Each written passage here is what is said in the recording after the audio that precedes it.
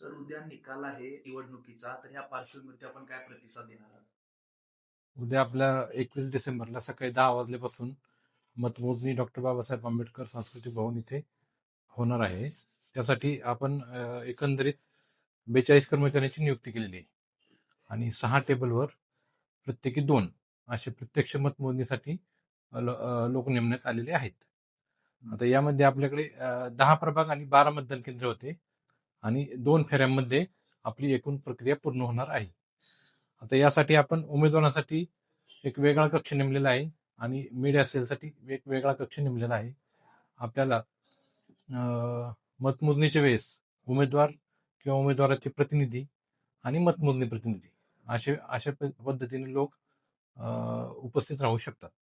Sir गुलाल उडवणे असो किंवा फटाके वाजवण्यास सक्त मनाई केली आहे. काय प्रतिसाद आपला त्याविषयी? याबाबत जिल्हाधिकारी कार्यालयाकडून आदेश काढण्यात आलेला आहे.